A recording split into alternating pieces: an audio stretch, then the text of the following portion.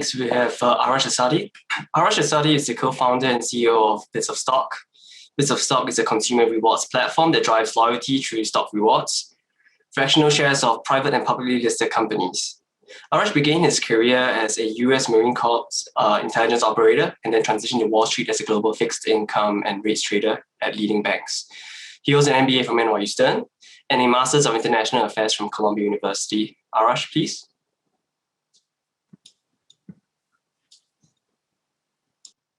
Great. Thank you for the introduction. I'm going to go ahead and share my screen. 1 second.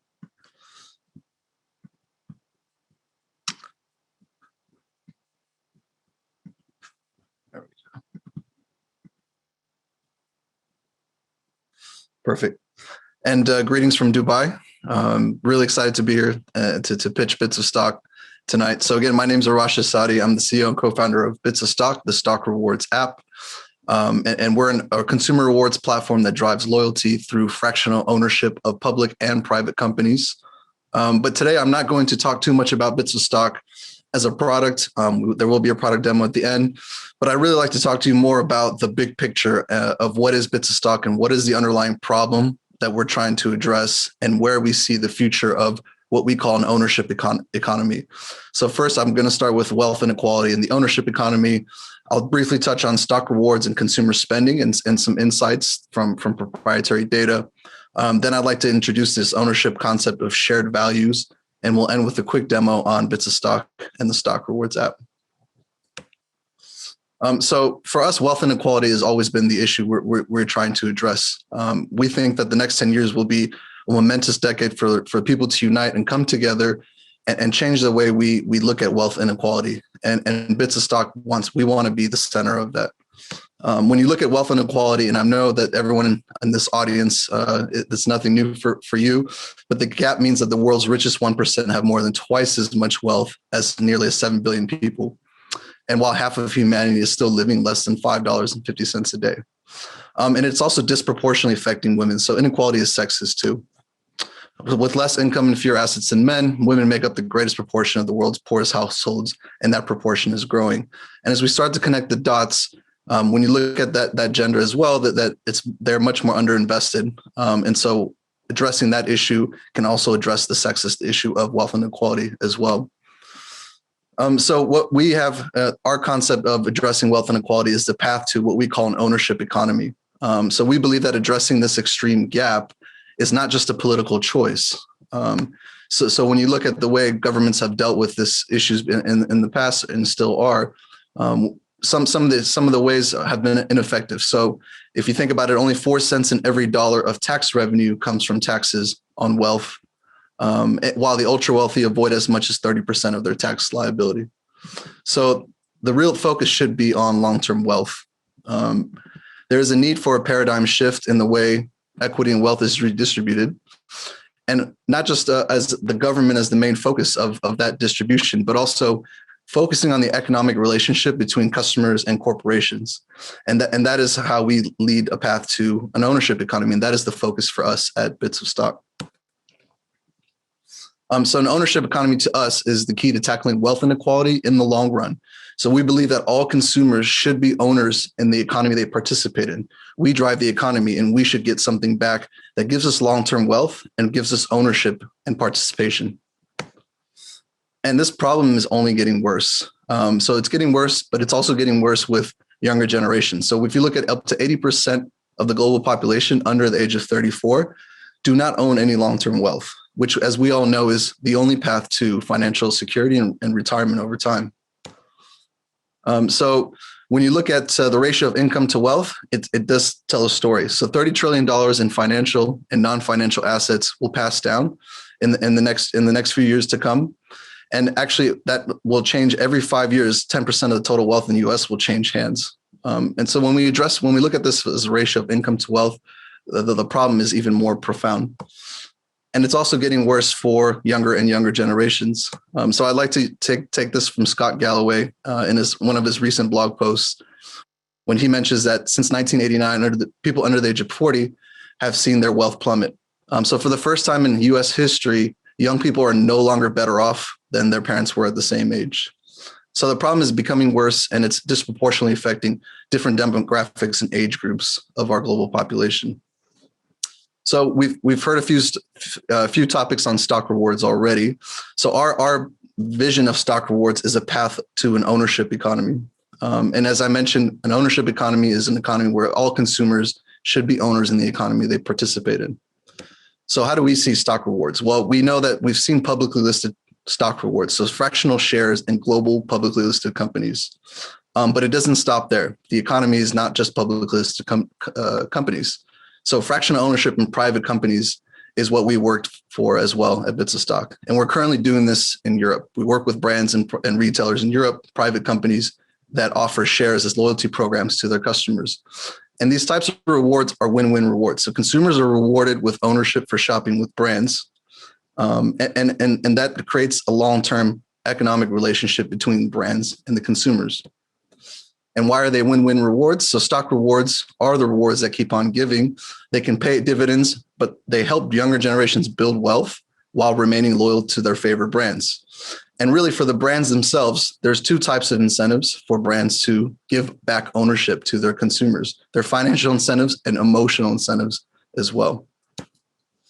So on the financial incentives, there are a few different topics that are important for brands to note. So long-term incentives, stock reward holders hold their stocks and they hold their positions much longer.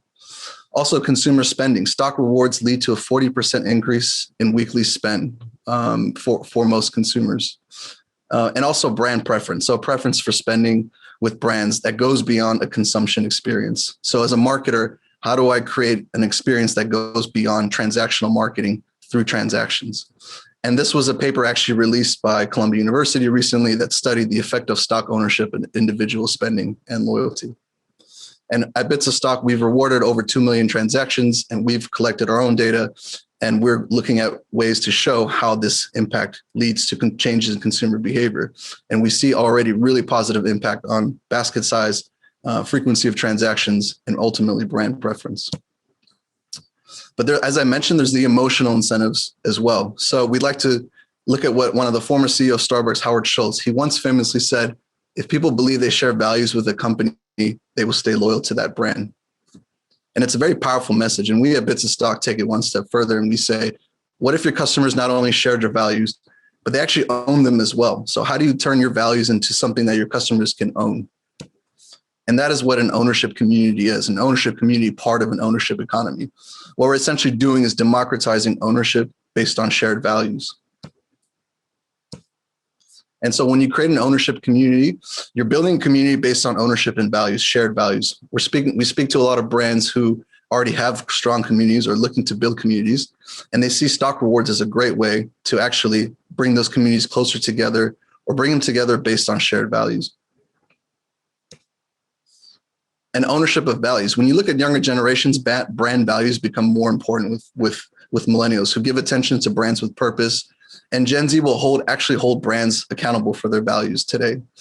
So for the younger generations that want brands to really represent their values and stand up for what they believe in, ownership is a great vehicle for them to be active and become activists. And that's what we mean by don't just talk the talk, walk the walk. So if you want to hold your brands accountable for the values that they preach and the values that you share with them, taking ownership in a brand and its values is how we can hold brands accountable as well. And there's quite a few use cases for stock rewards. Again, stock rewards being fractional shares and ownership of private and publicly listed companies. So as we talked a little bit about today, brand loyalty, but also employee loyalty. So why not retain employees, but go beyond the traditional methods of stock options and grant programs where you can actually reward your employees with micro interactions and with micro stock rewards. So building employee loyalty over a long run with everyday transactions and card loyalty as well. So with the Bits of Stock app, you don't need to open up a Bits of Stock credit card or debit card. You can actually connect any bank account, any card that you have, and as many as you like as well. So we also offer a way for card issuers and banks to offer a differentiated user experience and a way for their cards to stay top of wallet and top of mind by offering stock rewards to their consumers. And as I mentioned, we've collected transaction data and with our own app to analyze the impact of consumer behavior when people are rewarded with stock rewards. So we're really excited to announce our research collaboration with New York University's very own Arun Sundararajan to explore the impact of stock rewards and on consumer behavior. So we're looking at the impact that we can have on consumer behavior and what is the value that's brought to shareholders who are loyal to the brands that they shop with. And we're really excited to start this collaboration over the next few months and hopefully over the next few years. And lastly, I'd like to just leave you with a product demo of the app itself so you can have a better idea of how it works.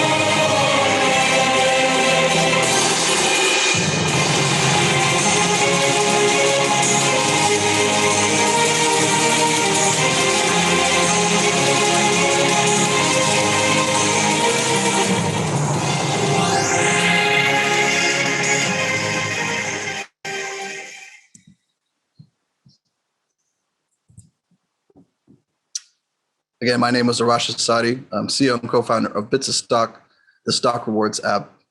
Feel free to email me anytime, arash@bitsofstock.com. You can download our app from the App Store. And I look forward to hearing all your questions and collaborating with NYU for further research on this project. Thank you for your time.